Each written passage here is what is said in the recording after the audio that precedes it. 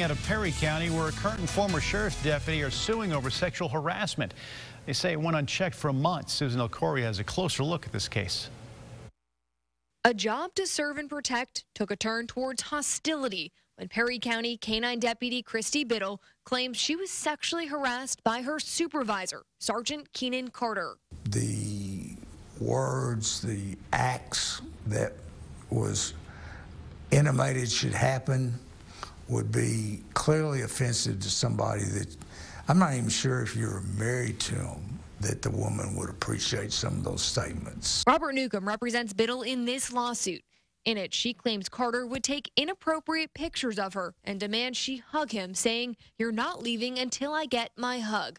But Newcomb calls those the least offensive things that happened. Sergeant Carter would say in front of other employees and inmates stuff such as, if you got some of my, you would run your old man off. He says last September, Biddle took those complaints to Sheriff Scott Montgomery, something the suit claims led to her being put on a worse shift. He did not fire this deputy.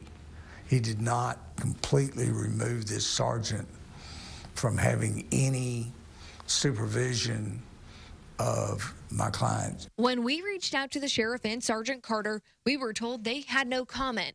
Last year, Carter was named Perry County's Law Enforcement Officer of the Year, an award handed out by the Attorney General's office.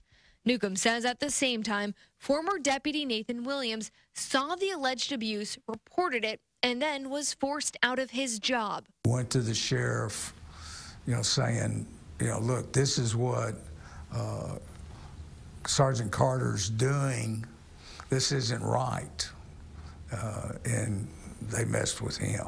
All part of a case that's asking for more than just damages. We're asking for both, that the sheriff, develop and enforce a true sexual harassment policy. That was Susan Elcory reporting. We also reached out to both the sheriff and Sergeant Carter's lawyers, but have not heard back. Sergeant Carter currently works for the sheriff's office in the Criminal Investigation Division.